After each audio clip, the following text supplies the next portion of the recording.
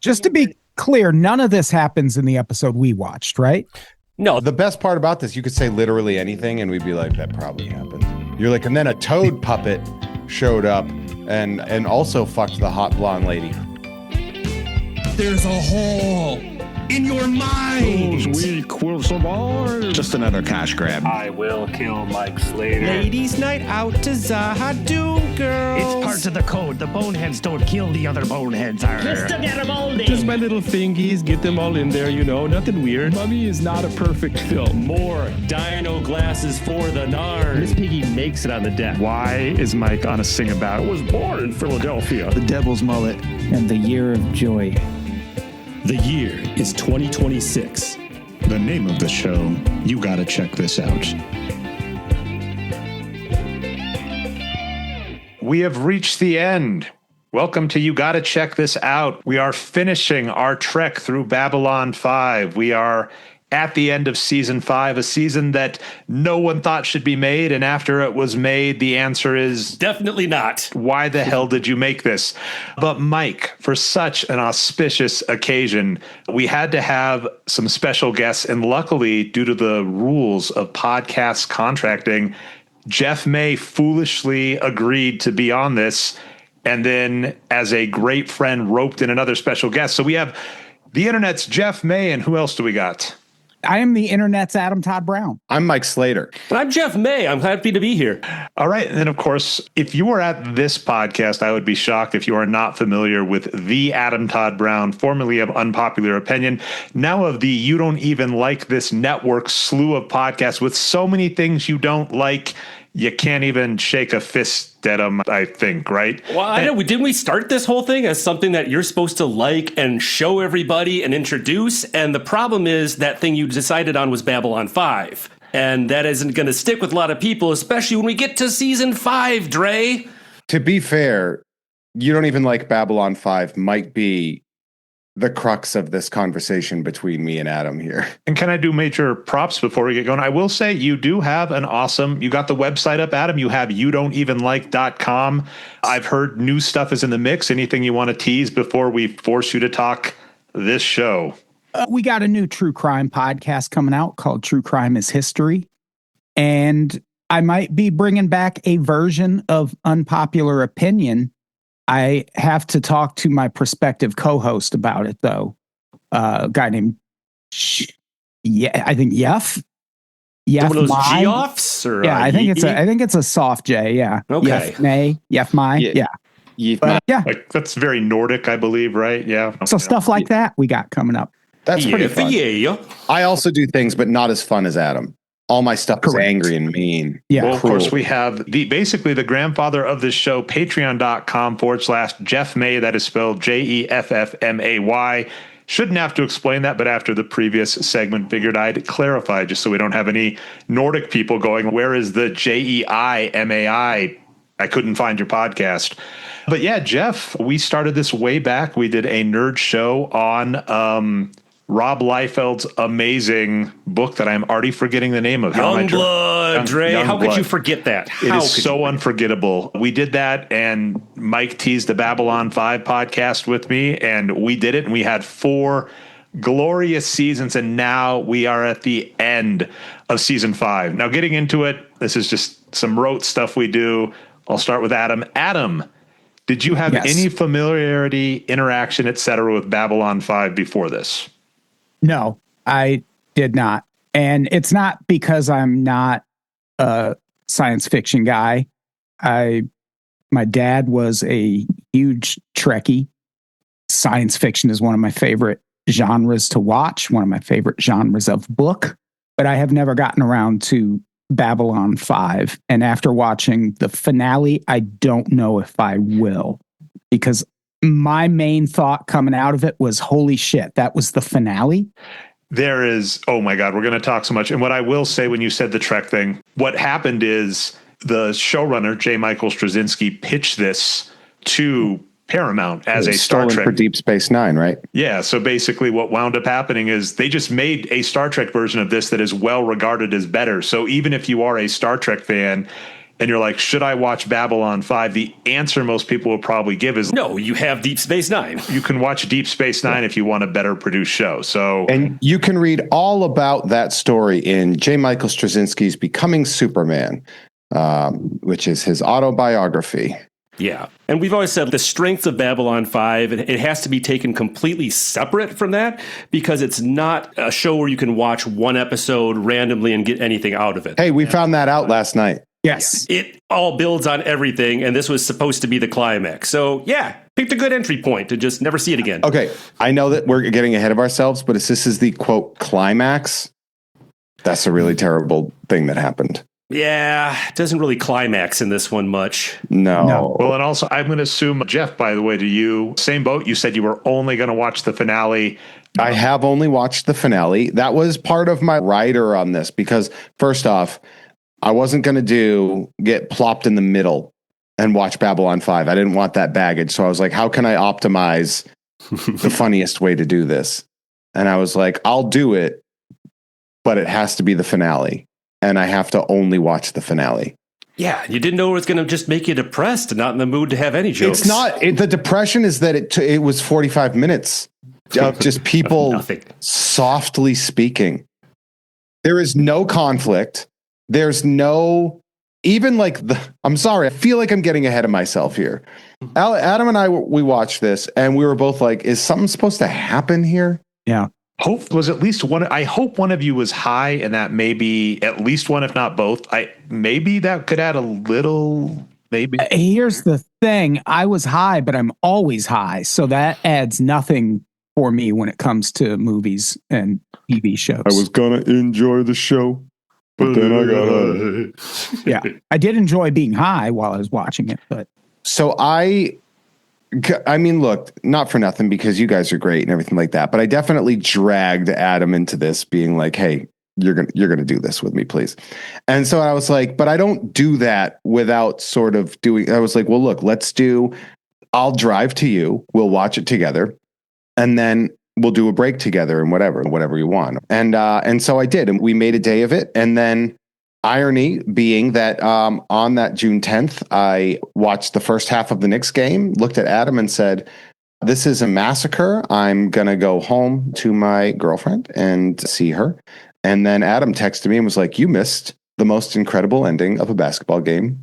Yeah. So Jeff, you really I choked. Yeah. Twice, because I also had to watch Sleeping in Light. That'll give you the yips. The finale to Babylon 5. Which is also incredibly highly rated on IMDb, which makes me think that Babylon 5 fans are deeply delusional. Should we get into a little bit of the episode, even before we go to the previously I already did on? the whole episode. I explained it. It's people softly talking to each other. Pretty much. yeah, it's people talking and then looking up with a shocked expression. What I think we need to talk about is a little bit of the things that happened specific for this episode. But he filmed that before the end of the fourth season, with the idea that he could just plug it in anytime he was canceled to have that be the finale. So that's kind of another reason why, if you're expecting some Babylon 5 diehard to really get into this or have this complete an arc, it doesn't. It was designed to be different from everything. But also, that makes it incredibly generic. So what we'll do, by the way, unfortunately, we have been going through key episodes of the show, and the very last one we did was, I believe, the Wheel of Fire, right, Mike? Yes. So that the good news is there were only 2 episodes in between that, which is kind of the climax of a bunch of stuff in season 5, which was a boring season. So there was an even more boring climax before this. So this is like an encore to a show that was already fizzled. I would also like to add that the finale of Deep Space Nine is incredible. It is not. They could do it. It's rough because I was a Babylon 5 fan. I was aware of the rivalry, and Babylon 5 versus Star Trek is that. And even as a diehard Babylon 5 fan, having got through it, I can't. I'm just like, I'm not in a place to defend it. All right. So getting everybody caught up. If you've been following along through season 5, which we have told you for the millionth time, please don't.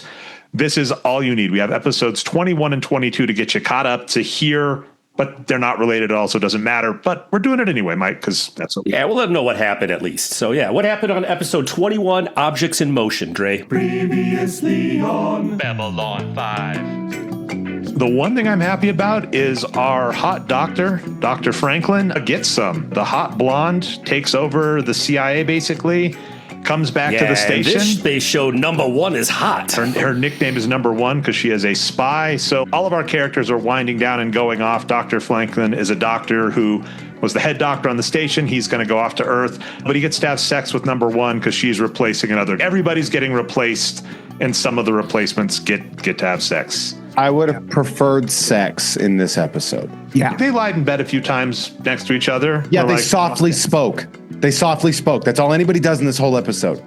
Yes. It's a lot of talking. It's a whole lot. It felt like a podcast a little bit. But like a bad podcast. Yeah, a podcast I wouldn't listen to. It's like you're saying, like, number one's coming in. She's going to be the new head of security. They're kind of these two episodes, they're just replacing the main cast as if they're setting up for another season or a spin-off show that will kind of never happen.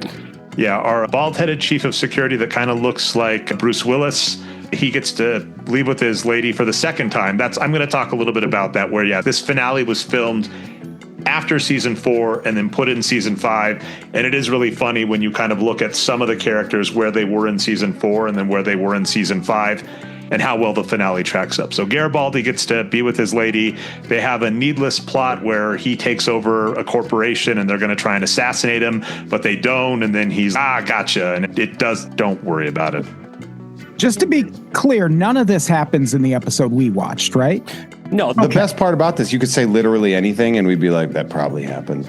All right. Our last episode right before this is just mean. We get a couple, This is the episode we should have covered because actually shit happens in this episode. This is like one of the best heel turns in a sci-fi show where Lanier, the assistant to Delenn, after 5 years of pining for her and being in love with her, tries to kill the main captain. Okay, so we are going to stay here, and you guys, knowing nothing, get to chime in on this. This is great. All right, so for 5 years, we have this little dorky assistant that likes the bonehead lady that's in bed talking quietly all of the last episode.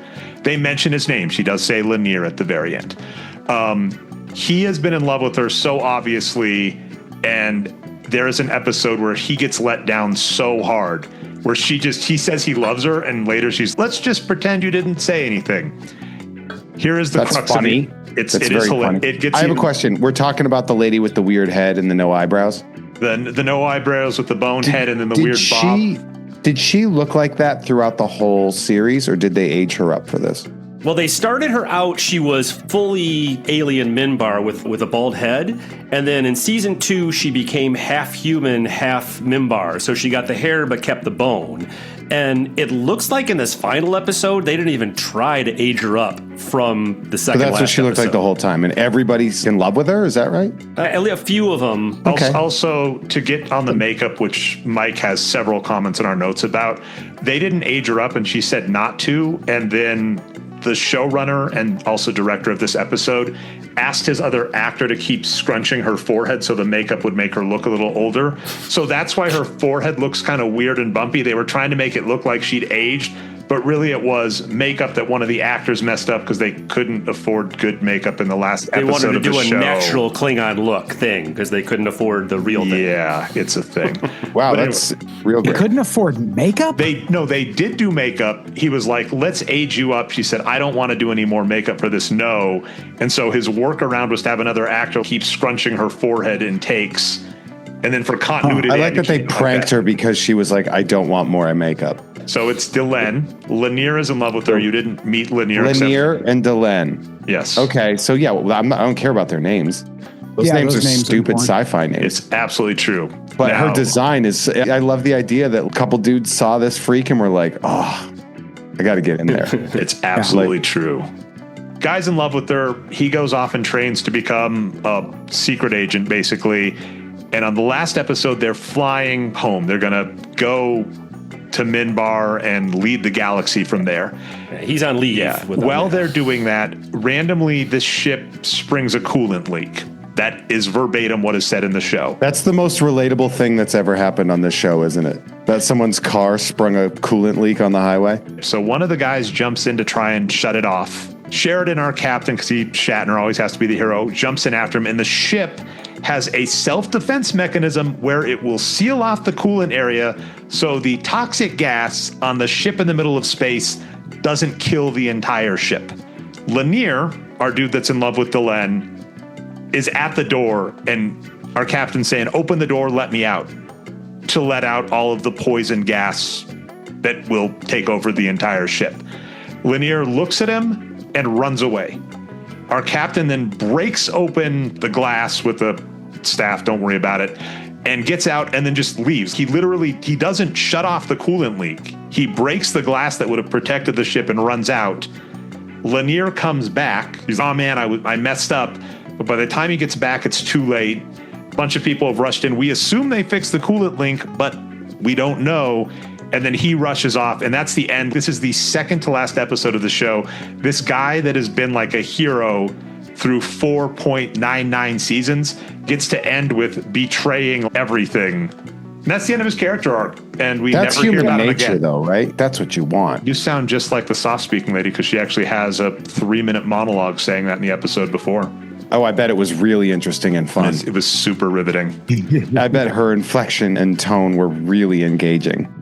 The very last thing we get, by the way, is our two characters, boneheaded lady and curious husband, wind up at home where they're going to lead the galaxy. Another character, Londo Mollari, who is a war criminal that everybody loves, that's a true part of this, shows up and is, I got to show up one more time. They don't think anything's weird. He says, here's a gift for your kid because they are pregnant. And it turns out it is a parasite, an alien parasite that's going to infest their kid at age 16. And I just want to stress, like, that's okay, but that's how, as far as us of the fans of the show know, that's like how the storyline ends. Basically, a guy betrays everybody and flies off into nowhere, and a villain of the show shows up and gives our two leads, like, a cursed kid toy for their kid, and they're like, and the end. Did they know that was going to be the last thing they filmed? They expected a spin-off called Crusade and some other stuff, so I think there was They more thought that planned. this was the end of Babylon 5, and then they're like, we're going to go back to the well and pick up that one we recorded last season. Yes, they were going to do this in pick up the War of the Telepaths, and all of these different things were going to come in the Crusade. Okay, that is piss poor finishing of a show. Stop dangling your participles. Stop leaving all that's such a thread that they leave, and you know what your last episode's going to be. You fucking know it. You already filmed this boring ass snooze fest of an episode. At least lead into it. At least do something. Have that fucking freak guy show back up that have the space Jesus with the goat beard. Like, have him show up and be like, I was here with you this whole time because we were connected. I don't know. But everything you just described means nothing to the episode that we watched. Yeah, I don't understand the logic behind filming this finale when they did. Like, I get, we could be canceled at any time. We want to be able to drop this in. So, like, that's like, don't you want to finish with a good episode? It goes against what the show is, because the show is supposed to be like a 5-chapter novel that's told in sequence. So just even to have to do that means you're making something that's not going to be built off of the things that people saw before it. This whole season 5, I've been thinking of it as a spin-off showcase of things that'll never happen. They did this about 5 times. They sent 2 of the characters off on an adventure to save telepaths from Earth, and they're never heard from again. Yeah. I mean, they've been doing this again and again. Practice mental health medicine in Seattle. Yeah. So if this episode that we're watching is truly an epilogue, right? It's clearly an epilogue. It was filmed to be an epilogue and stuff like that. Why don't you have a finale to then go to your epilogue? That last episode that you described and the way it ends, that's not a finale. That is in a way, a cliffhanger. Yeah. That is double in cliffhanger. No way tied off. That's a piss poor way to finish a show. Well, we can also clarify, like what you're saying, Jeff, as an epilogue, there's 2 parts, right? There's the weird epilogue. Like if you had a horror movie that ended with Skeletor's head popping out or Jason coming out of the lake. And then the epilogue is like, And this person went on to run Camp Crystal Lake for 20 more years. And this person became a senator. You're like, what am I watching? Why are you giving me like a happy ended? I was reading up about this too, like what JMS was talking about through the last few episodes. He was always saying he never wanted this to be a franchise. He never wanted to make any spinoffs. He just wanted to tell one story and be done. So I think we're just seeing a lot of this push-pull where the network was saying, hey, we need these stories. We need to go. We have this other show set up. Just do it. And his heart wasn't in it. Weren't they also on the precipice of cancellation most of the time? They were, and that's why they got canceled by the one network at the end of season 4 and then picked up for a bonus season 5. Why would a spinoff of a show that is constantly bleeding out be a good idea? Yeah. Also, has there ever been a good season when that happens, when a show moves to a new network and gets picked up again? That is a good question. Wait. New season is almost never good. Arrested Development sucked. I mean, Girls 5 Eva. Girls 5 Eva stayed great. Yeah, I feel like that rarely works. But with all due respect to Girls 5 Eva. All right, so Mike, I meandered and previously on about as long as normal, actually. So yeah, and you didn't have to do any of it because none of it catches up. Are we ready to move on to the show? That was functionally a waste of a catch up. Well, compared to this specific episode. It keeps with the running theme, but then it just shows how bad the finale is, where we're like, did any of that matter? No. Huh. All right. Well, before we get into the show proper, guys, we got to get into the quiz. Adam, Jeff, it's time for the Talia Winters memory quiz. I'm going to be asking you guys 4 questions on Babylon 5 since we blew up Babylon 5. First one is, I got friends in space places. I want to give a note real quick.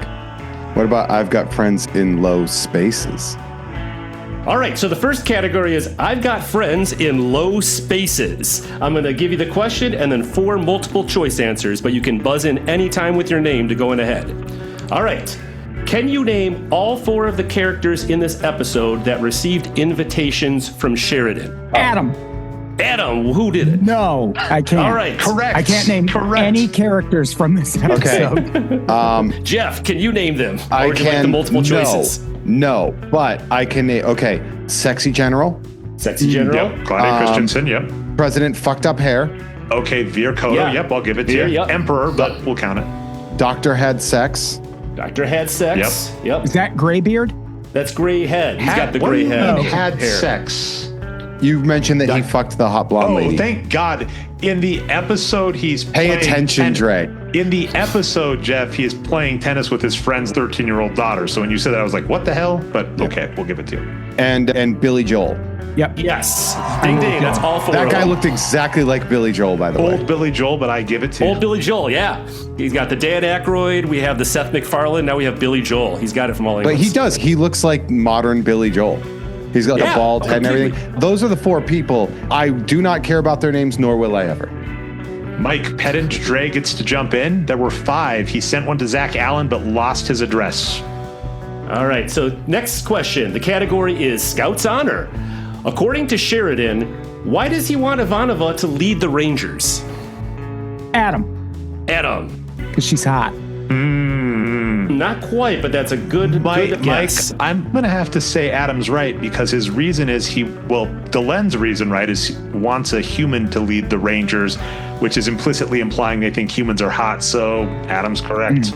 Or it's just it's racism. What you're saying is it's racism. Yeah, it's race. It's a fetish racism. Yeah. Oh, also racism can be hot. Yeah, I guess you're not wrong. Racism can be hot. Adam Todd Brown. Third category, Space Revenge. Which is not a reason Sheridan gives for taking the shuttle to Carina 6 to die. His daddy used to take him on unexplained road trips to nowhere. His enemies in the Shadow Wars are buried there, and he wants to piss on their space graves one last time by painting them with his exploded entrails. Or he won a famous battle there. Adam. B. Correct, Adam. Was that an alley-oop? Oh shit, I said the wrong name. Fuck. Oh. Literally though, did you guys just alley-oop in a quiz game and it worked? Yeah. It works. Adam with a monster dunk. Get off the Jeez, all right. Nicely done from downtown. All right. Don't fake the funk on a Babylon dunk. All right, last question. The category is I don't feel so boom. Why did Sheridan explode into light? Oh, Jeff. Go ahead. Because he's our Lord and Savior, Jesus Christ. Yep. Ooh, metaphorically correct. Can we take that one, Judge? No, I'm not saying metaphorically. In the show, He they is literally our Lord and Savior, Jesus they are Christ. so proud of the cross imagery that they left it in. He says Christ figure of the thing. It's in the future. They say he might be back. I'm going to give it to Jeff. Yep, Tracks. I'll take it. So that finishes up the quiz. Everybody got 4 points. Also, Yay. racism is kind of sexy. Can be sexy. On to Babylon 5, Sleeping in the Light. Did you guys know Sheridan is dying? If you didn't know Sheridan is dying, we spend 5 minutes of a 45-minute show starting with him having dreams of a weird alien guy that he hasn't been around in over a season, being like, you're going to die, man. You're dying. He wakes up. His wife's, what's up? He's had that dying dream. She's like, maybe you're not dying. Says he's dying. Only kind of poignant thing of the scene is he says he wants to see the sunrise because he's never seen it on this planet. And his wife sits out there with him and he's, man, I'm a die. Why has he never seen the sunrise on this planet?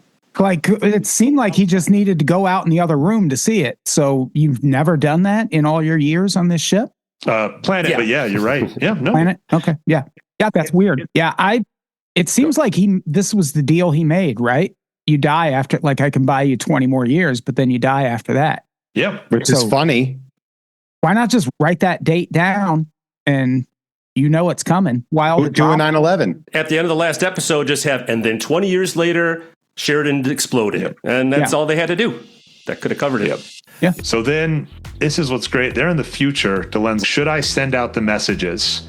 You all have no context for this and about what's about to happen. He sends out messages via the Rangers. If we end at season 4, the Rangers are a tactical squad of the most elite force in the galaxy. Sound like a bunch of fucking nerds to me. Oh, they are nerds. If you get to season 5, they're fucking nerds. Regardless, Sheridan goes, I'm going to use the most elite squad to send out messages to my friends to say, come party with me, I'm dying.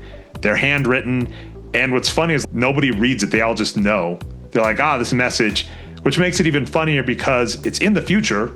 So you could send him a text. And also he gets one of the addresses wrong, which is in the show. Later, when he's talking to Zach Allen at the station, he's, I wondered why you didn't come. And it's, you sent a hand-delivered letter via Secret Service instead of just texting the dude. But that's not the first time he says, I wonder why you didn't come. There you go. But yeah, then we have a montage of people getting letters. That's the next 5 minutes of this finale, is these Rangers showing up, delivering letters to people and being like, I know what this is, and just throwing it away and saying, get me my ship.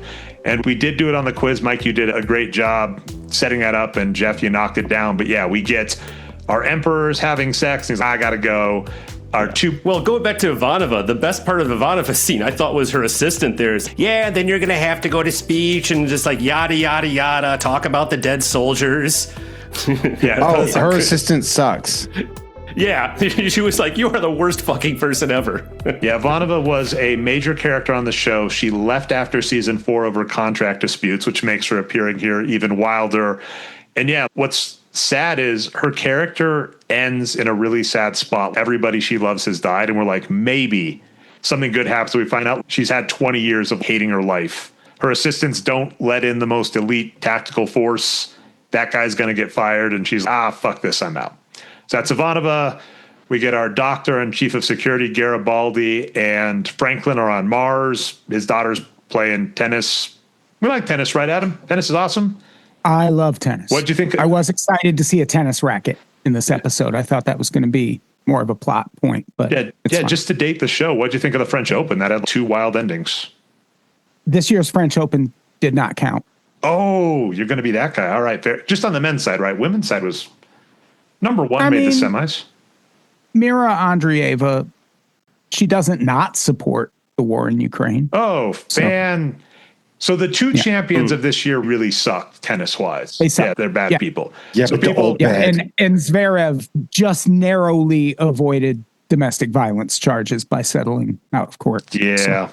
All right. I mean, it fits with the episode. Our tennis talk has to be depressing too. But yeah, they're on Mars. Yeah. They go. It's worth noting, Mike, like Adam and Jeff wouldn't be aware of this, but Garibaldi, like, we don't catch if he ever made up with Sheridan, which just makes this funnier. Yeah, because in show, Billy Joel captured Tron and gave him to the enemies. And now he's one of the 4 people who gets the golden ticket to go to his last day. Wait, Tron is in this? Bruce Boxleitner. Yeah, Sheridan. His name is Tron? Did you not recognize him with the goatee, Jeff? No, take off the goatee and put him in a funny helmet. He looks like 3 or 4 different better actors. Ooh, like depending on what angle you look at that fella from. He's Jeff Daniels. Yeah, Bill we kept Pullman. calling him different guys. Oh, what did you get? So you had Jeff Daniels, Bill Pullman, any other ones? Celebrity chef Brian Voltaggio. Yeah. Not bad. And then I think what was the force? We got the Emperor, the General, the Doctor, Billy Joel. They all get their letters and go to the party. They're all like, let's go to our friend's about to get murked party. I'd go to that party. I would absolutely. We had a party for a friend of mine who we thought was going to jail. So we had a Timmy's going to jail party because he got caught. Didn't go to jail? He didn't. He got caught doing some crimes when he worked at Home Depot. But apparently he never admitted to anything and so he got out, but we took him to a strip club and we just kept telling everybody there that he was going to jail and this was his last free day. And that was a good trip. And then that got turned into the movie with Ed Norton, right? 25 hours or something? 25th Hour, one of Spike Lee's better films. Nice. So in that case, man, I would absolutely go to this party. It would have been funny if one of those guys showed up in like a novelty beer dispensing helmet. And they were like rolling in kegs and it was just like an absolute like risky business scenario. That would have made it better. Beer could have done that, which would have been fun. If this shifted into Can't Hardly Wait, I would have really enjoyed it. Just like a big kegger. Yeah, that should have been how the show ended. I would have dug that. Yeah, if it shifted into almost anything else, I would have enjoyed it. Yeah, if it did anything interesting, I think that would have been rad. Yeah, that would have been a cool pivot. All right, now we get 2 fun scenes. Our doctor just confirms. He's like, yeah, you're dying. You've known you were dying 20 years. By the way? His body's just giving out. The space juice is leaving his body. Running out of time. Yeah, like they do a good enough job of giving us the context clues of Space Goat Jesus put some of his life force into him or something and said, you got 20 years. That's all I got. First off, is it exactly 20 years? What revolution around the sun is that supposed to like? Is there a higher tier he can subscribe to that would have gotten him more years? Yeah. Like, why this was the highest tier because this is the first sentient being in the galaxy. Member. Yeah, it's the best you can do. So he gets 20 years from Space Goat Jesus. It's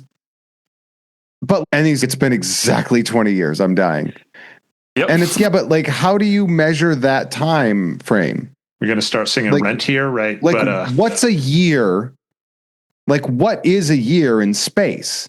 Because are you measuring it by like Earth's orbit around the sun? No, they hand wave because space years? Lot of that.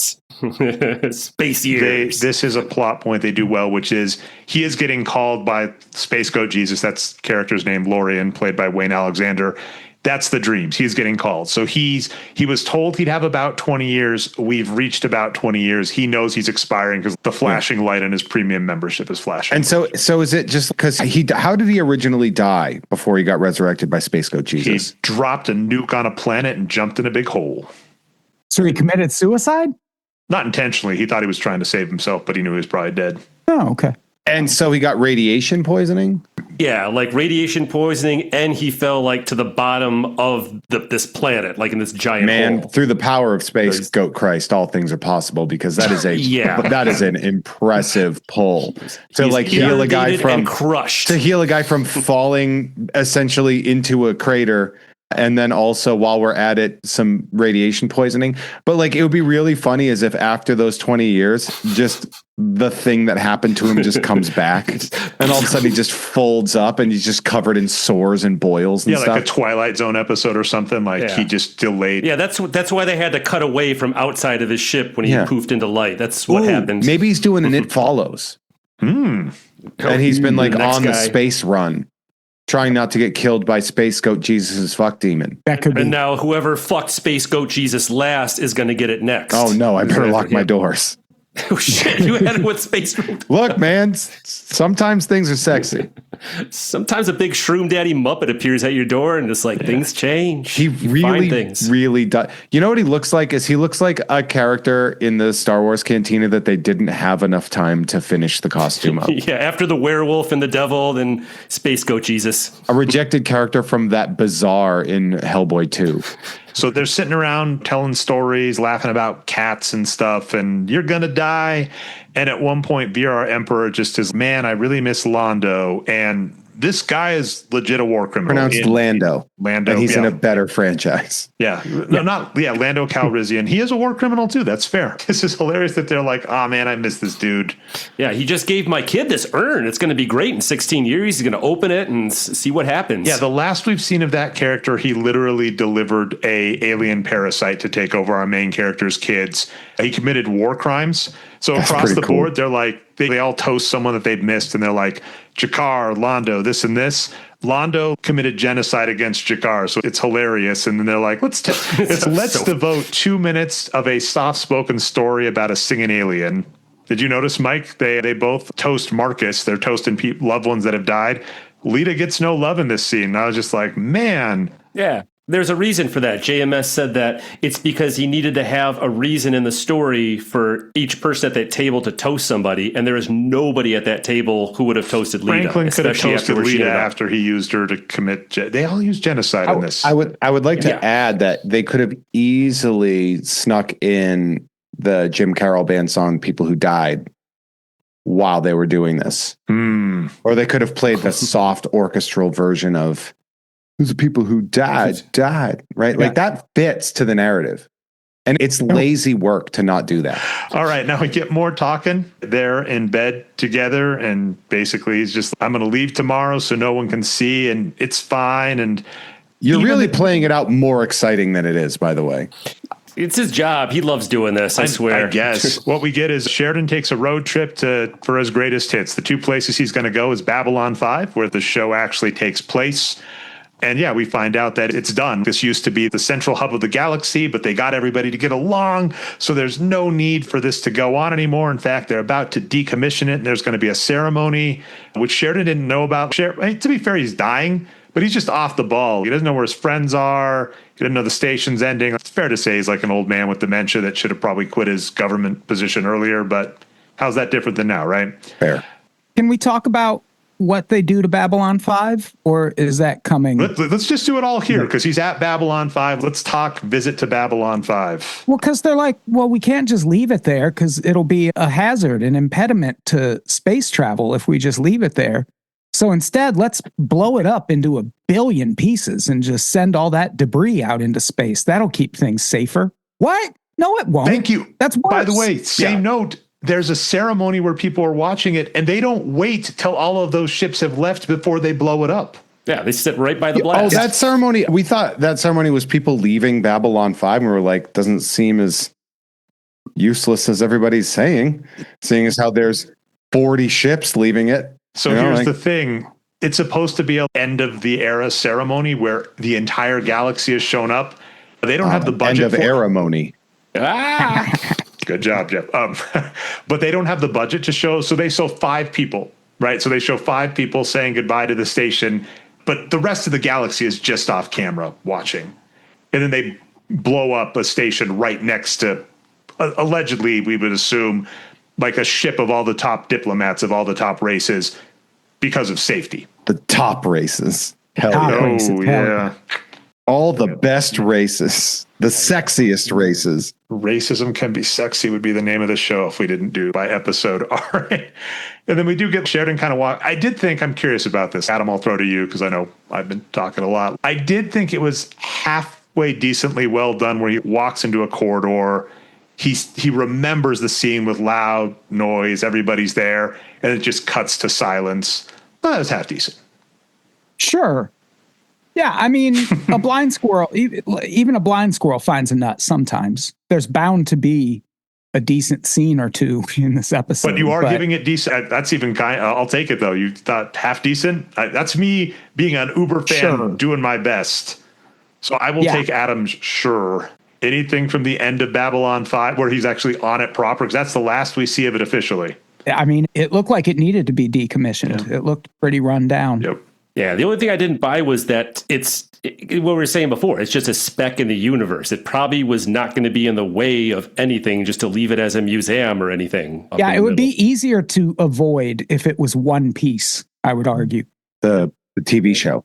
Yeah, the TV show one. I guess there's munitions on board, so I guess they don't want to leave it in there so pirates can go and take over it, but they'd probably just easier to decommission those weapons or make sure that it's not going to be used that way. Blow those up in space? This scene wasn't a lot of author inserting themselves in the story, because first off, the person that shuts it down, that's J. Michael Straczynski, the showrunner and creator, shutting it down. And then he's just, I want it blown up.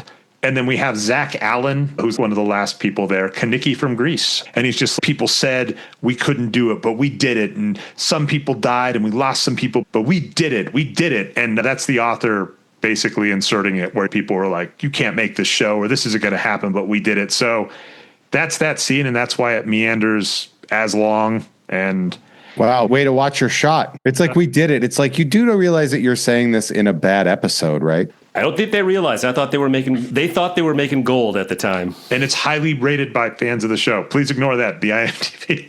Yeah, those fans are absolute dipshits. They're wrong. All right. Then Zach's like, can you stick around? He says no. He's got a meeting with Space Goat. Jesus, I am. Hey, can you stick around for the most depressing thing you've ever seen? It's funny. This seems like it was filmed guerrilla style, because it seems like they didn't have permission to film it, because every set is clearly just a reused set after hours. You can really see the seams of the budget in this episode where you're like, I mean, I think you guys are just spending it all on those 40 ships taking off. Yeah. Well, it is so apparent for me earlier in the episode when we saw the Mars apartment Garibaldi lived at when Franklin was visiting in that tennis scene. This is supposed to be the richest man on Mars who owns the biggest corporation, and it looks like they're just in a shitty apartment. He's in the Total Recall apartment. Yeah. Yeah, it's like there's too many people over, there's no space. That's the rich man's apartment on Mars now. Maybe that's because wealth is not hoarded the way it is now.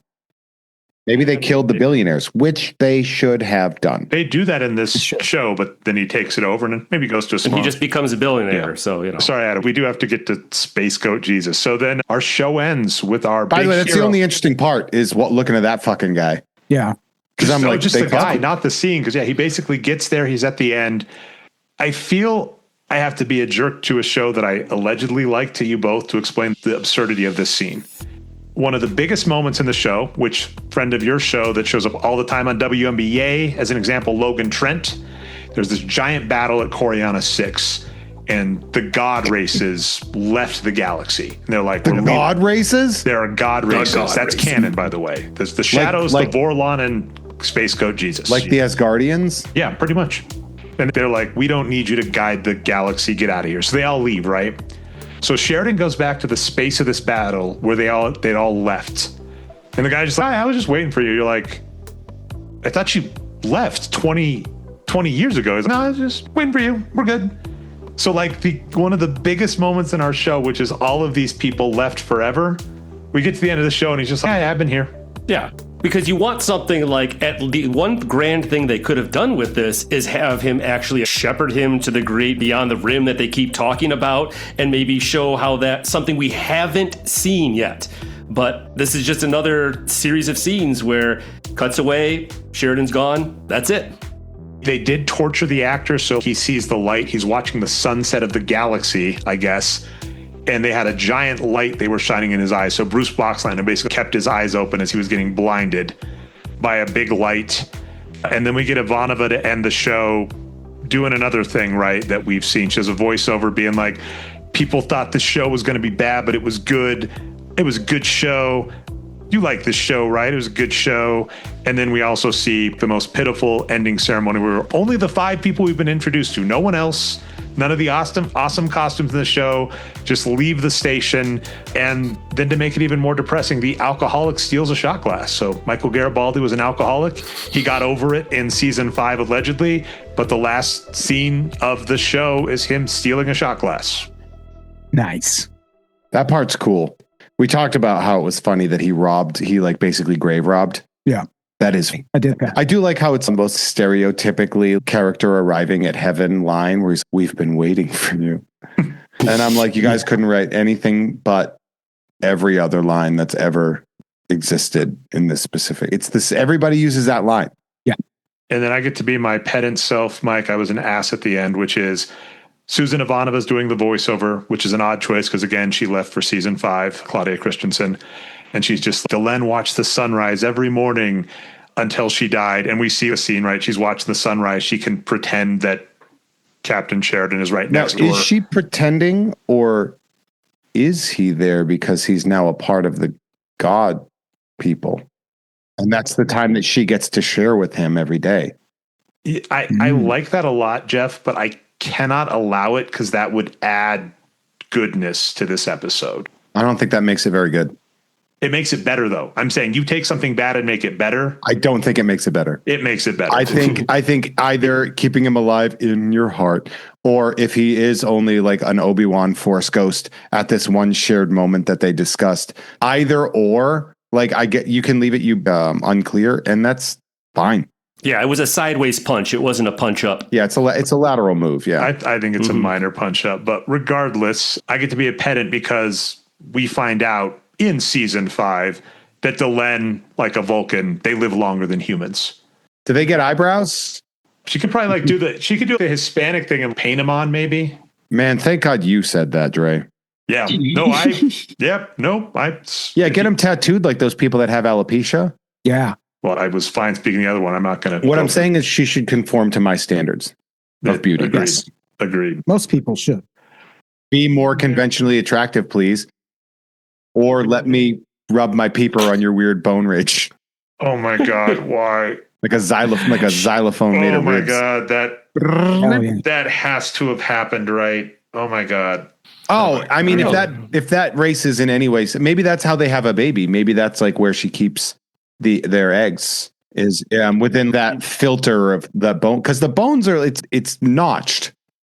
That's so true. Maybe that's how. Maybe maybe that's an egg bed or something. So Adam, you are free to add on more to the sex fantasies of the boneheads, or just say, I think we know what you thought, but the question we have ended with for 5 seasons, so we got to keep it going, is, are you going to watch any more Babylon 5?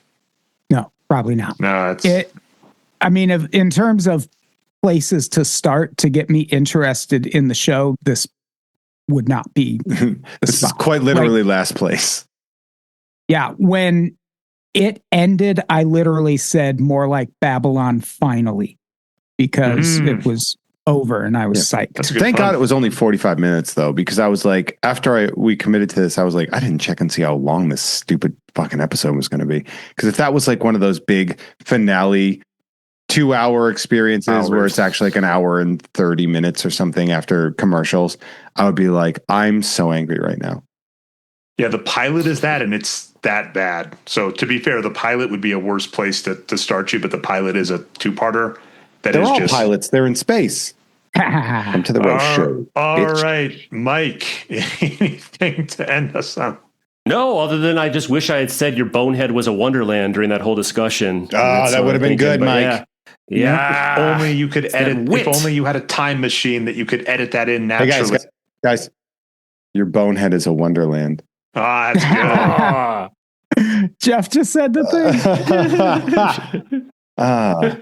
She's a freak. That's about my only comment for this. Bonehead's a wonderland. I will take that away from this episode, and probably not much else. I have questions. When she finally dies, probably from murder, will she go to Space Goat Heaven with Bruce Boxleitner? She did interact with the gods at that battle, so I could buy that if she goes, like Space Goat Jesus did touch her in an electric field at that battle, so probably. Very possible she has some of the goo in her from his touch. Yeah. Oh, goo's coming back, Mike. Does. Thank God. Right in her bone ridges. Yeah, this episode sucks. Yeah. This episode fucking sucked. The fact that people, if you rated it high on IMDb Pro or whatever you use to rate stuff, I think you're a fucking loser. Because you're lying to yourself. Yeah, I said this to Adam, I was like, at least the conversations were relatively well written. But even then, there's no stakes in anything. There's no stakes in this whole thing. Yeah. And you needed so much context to get any meaning out of what they're saying. Kinda. And I actually disagree that even the dialogue was well written. It's just nothing about this did anything for me. I was hoping to pivot into the episode before this to cover, but Jeff had just said that he wanted to do the last episode, and I'm like, okay, we're going to go with that. But yeah. I don't regret it. This needed to happen, and we are going to have our own epilogue with Karl Wolf where we can even discuss that other episode in depth, Mike. So I'm happy with what we got from this episode because it was a bit, and it, you know what, Adam and Jeff, it played out exactly how I hoped it would. Blowing up Babylon 5 at the end, Adam and I both, when we were watching it, we were like, why would you do that? Don't. Yeah.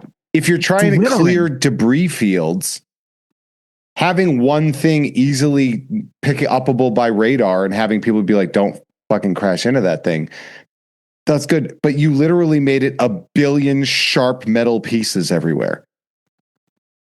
You've created. I don't get the thinking. You have created the most dangerous thing in space. Again, thank you both for that and noticing the very obvious holes and shrapnel flying through space from this episode. Adam of the You Don't Even Like network of podcasts, which you can find at youdon'tevenlike.com. Anything to plug for our listeners? I'm gonna give you a high bar, Adam. It has to be better than this episode of Babylon 5, though. Otherwise, it doesn't pass muster. Oh, I mean, everything we do is better than this episode of Babylon 5. But yeah, youdon'tevenlike.com, patreon.com/unpops. You can find me. I'm out there. All right, Jeff, are you places our listeners should know? Well, I will start. Normally I start otherwise, but I do wonderful things with the incredible and wonderful Adam Todd Brown, a different Adam Todd Brown.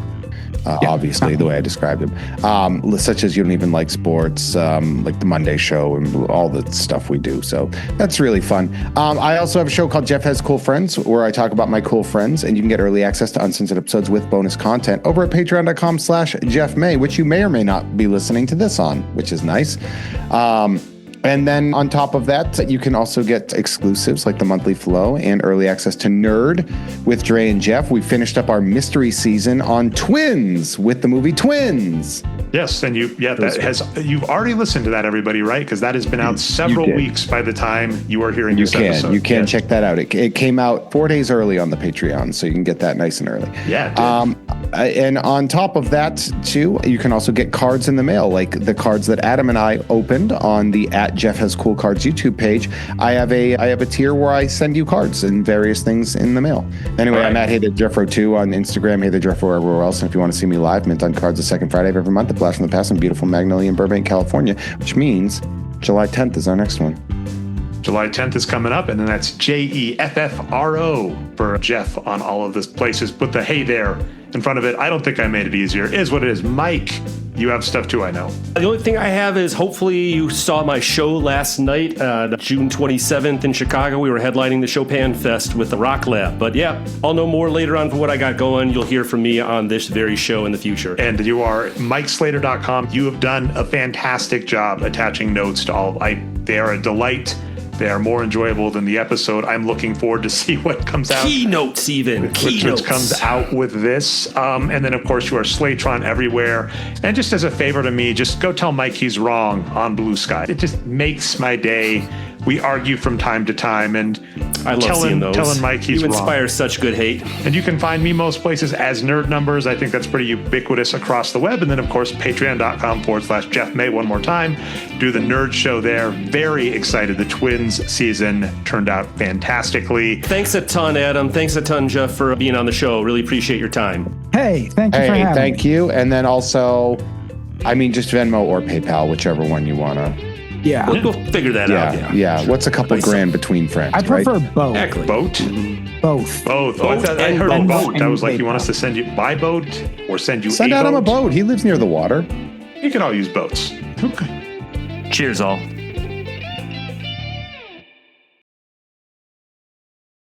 Don't record this part, but I want you to know that you're a bad person. Why? Whatever you do, don't record the part where I explain how Adam and I are going to rob a bank. But you know, this is edited. Like it's a heist. It's not like live. If you looked at the writer, we said we wanted a 0 edit podcast, and that was the only. I'm streaming live.